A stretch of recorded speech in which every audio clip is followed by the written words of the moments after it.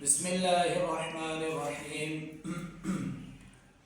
آج ہم بات کریں گے غیبت کے متعلق، برا گمان، کسی کے متعلق برا گمان رکھنا اور اسی طرح کسی کی جاسوسی کرنا، کسی کی باتوں کی ٹو لگانا، اس پر بات کریں گے۔ یہ کتنا بڑا گناہ ہے اور اللہ تعالیٰ کی ناراضگی کا سبب بنتا ہے۔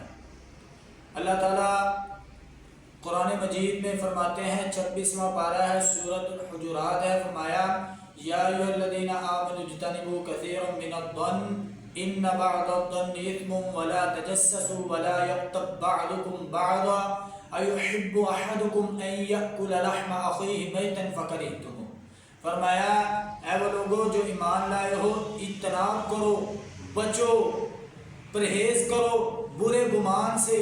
کسی کے متعلق برا گمان رکھنا یہ بھی من الاثم، بہت بڑا گناہ ہے۔ اور اسی طرح کہا ولا تجسسوا، تم ایک دوسرے کی جاسوسی نہ کرو، ایک دوسرے کی باتیں نہ سنو، ایک دوسرے کی ٹو لگا کر عیب نہ ڈھونڈنے کی کوشش کرو۔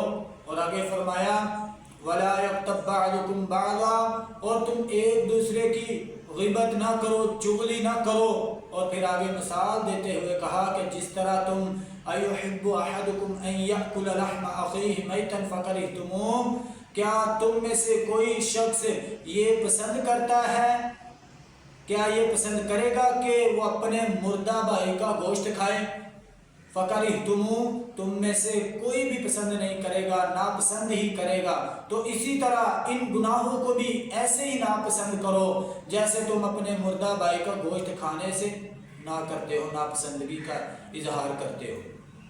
اور اسی طرح حضرت انس بن مالک بیان کرتے ہیں کہ نبی علیہ السلام نے فرمایا کہ معراج کی رات میرا ایک قوم کے پاس سے گزر ہوا، میں نے دیکھا اس قوم کے لوگوں کے بڑے بڑے ناخن ہیں، تانبے کے ناخن ہیں، وہ اپنے سینوں کو، اپنے چہروں کو چھیل رہے ہیں، نوچ رہے ہیں۔ میں نے جبرائیل امین سے پوچھا، جبرائیل امین یہ کون لوگ ہیں جن کو اللہ رب العالمین نے اتنی سخت سزا دی ہے، اتنے سخت عذاب میں مبتلا کیا ہے؟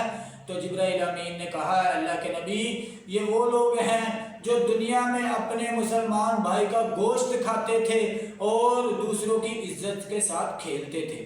تو لہذا محترم بھائیوں، کسی کی جاسوسی کرنا، کسی کے متعلق برا گمان رکھنا اور اسی طرح کسی کی غیبت کرنا، چغلی کرنا، یہ بہت بڑا گناہ ہے۔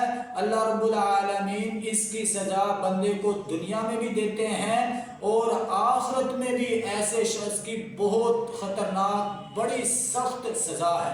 اللہ تعالیٰ سے دعا کرنی چاہیے کہ اللہ تعالیٰ ہم سب کو اپنے مسلمان بھائیوں کے متعلق اچھا گمان، اور اللہ تعالیٰ ہم سب کو بچائے ایک دوسرے کی جاسوسی کرنے سے۔